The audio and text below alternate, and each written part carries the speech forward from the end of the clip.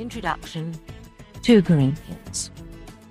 The Corinthian Christians gave their founding pastor Paul more trouble than all his other churches put together. No sooner did Paul get one problem straightened out in Corinth than 3 more appeared.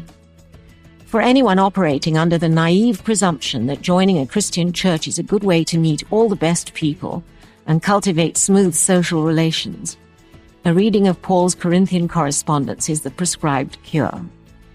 But however much trouble the Corinthians were to each other and to Paul, they proved to be a cornucopia of blessings to us, for they triggered some of Paul's most profound and vigorous writing. The provocation for Paul's second letter to the Christians in Corinth was an attack on his leadership.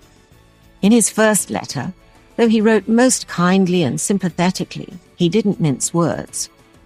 He wrote with the confident authority of a pastor who understands the way God's salvation works and the kind of community that comes into being as a result.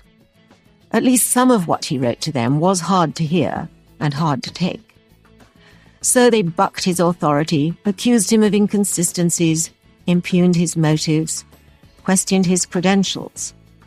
They didn't argue with what he had written. They simply denied his right to tell them what to do. And so Paul was forced to defend his leadership. After mopping up a few details left over from the first letter, he confronted the challenge and in the process probed the very nature of leadership in a community of believers. Because leadership is necessarily an exercise of authority, it easily shifts into an exercise of power. But the minute it does that, it begins to inflict damage on both the leader and the led. Paul, studying Jesus, had learned a kind of leadership in which he managed to stay out of the way, so that the others could deal with God without having to go through him.